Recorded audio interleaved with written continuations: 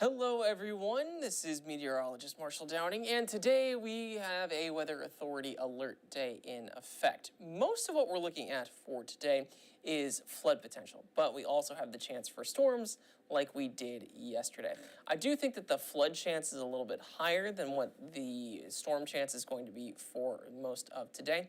Once we get into the later parts of today, that's when we'll see these storms sort of dissipating, but the consistent rainfall that we've got makes that a little bit more of a hazard.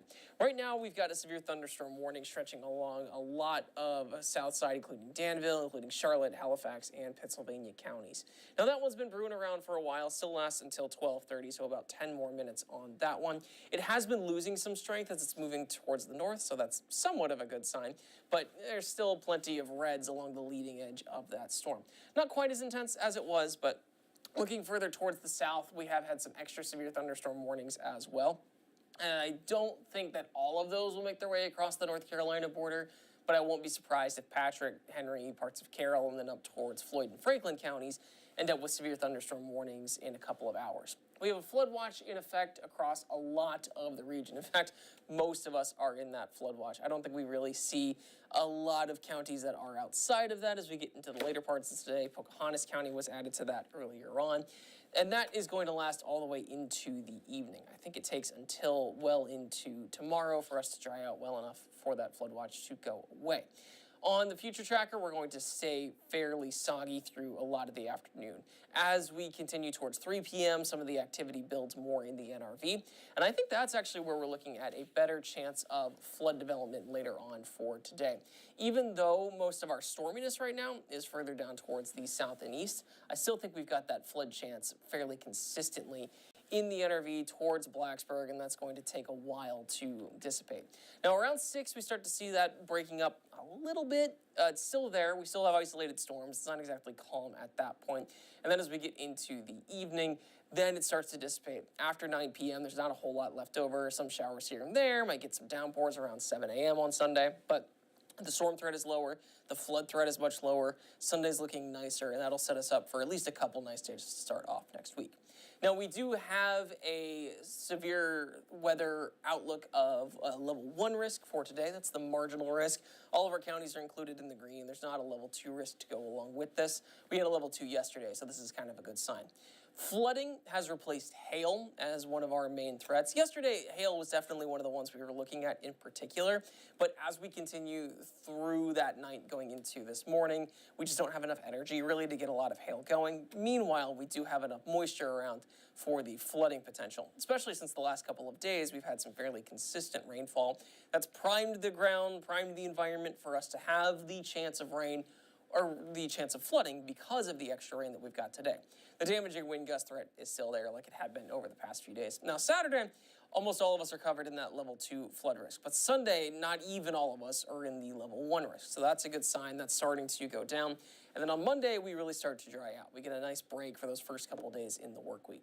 Now, looking at the rainfall forecast, and this is for both Saturday and Sunday, I do think the highest amounts are in Pennsylvania, but we're going to end up with some places getting more than 2 inches and some places even up towards 3 around Appomattox. That's where we saw some flooding earlier on this season as well. Now, I do think the NRV risk is going to be the greatest for flooding because of today's rain, but we do add on some more a little bit further towards the east over a more widespread time.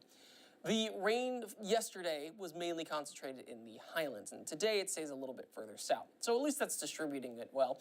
But a lot of spots in the highlands actually could really use that rainfall. Looking at the drought monitor earlier on, there is a lot of dry weather, especially towards the north, that's lasted through a good portion of August. And our rain for August, we were about 2.5 inches under what the average is for that month. So this rain that did fall pretty far towards the north was really helpful in getting things back to where they should be. Hopefully we can get some extra rain to take some other dry spots outside of that range. Sunday, Monday, Tuesday, Wednesday, all stayed pretty nice and dry. So when we got almost an inch of rain in Roanoke, it wasn't too much of a problem in and of itself on Thursday. The ground could use it, was able to absorb a good amount of it, but then we added even more on Friday, and we're adding extra for today. That's going to keep increasing that overall rain total, and when a lot of it comes in a short span of days, that's when the flood potential is really easy to rise. I don't think that we're going to see a lot of the flooding as we get into the later parts of Sunday, especially since those rain totals are going to be a little bit lighter and not coming down as heavy all as at once like what we're seeing today. Looking towards Friday's storms as well. Now, earlier on Thursday, storms were concentrated pretty far towards the west. On Friday, they were concentrated more east, and with that being where a severe thunderstorm warning is, I expect to get some wind damage reports out of there and maybe even some hail. But there was definitely more wind than hail reported on Friday, whereas it was almost an even mix of the two on Thursday, which doesn't tend to happen. It does tend to be more wind than hail. Now, Sunday still has rain, but the severe threat is way lower there. And then Monday, we stay pretty dry. Tuesday brings some isolated storms here and there. That's about it. Wednesday does bring another cold front come through, and that one's going to cause some showers and probably some storminess. I think it's a little calmer than what we've had over these past couple of days. And then behind that, we get some very helpful high pressure, which will help to keep our weather calm once we get into Thursday and Friday. Now, of the next 7 days, I would probably say that Monday and Tuesday are the soonest that you can enjoy. But behind that, we have below average temperatures, and with it being September, that's not exactly a bad time to be below average. Lots of 70s, lots of calm weather, and the high is going to help push the hurricane away, so it's really working in our favor in the later parts of the week. I don't think that we've got much in terms of rainfall for Thursday and Friday. It looks pretty dry at that point.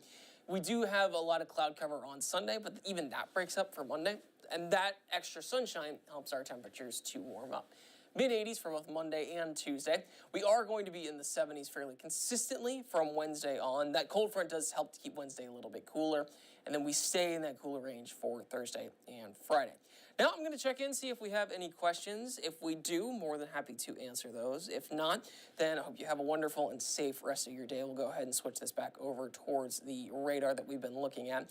A lot of us are seeing some fairly consistent rainfall further towards the south, and that's been making its way in. So again, if you have any questions, send them in. I think most of our storms wait until the later parts of the day. Just showing some extra graphics that we've been throwing in. We've been tracking the wet weather pretty consistently, and we're looking at another round of those. Doesn't look like we've got any questions right now, so I'm going to take this back up towards the radar, and again, on the extended forecast, looking at some extra rainfall coming for the next couple of days. But again, going back towards our alert day for today, that's going to end up bringing our storm chances throughout the afternoon, and I want to show, there it is, the radar again. So the storms have been easing off. We still have another 4 minutes to go on the severe thunderstorm warning that's making its way through Southside. That has lost some energy. Meanwhile, storms further towards the west are popping up here and there. That's going to bring some storminess up from North Carolina as well.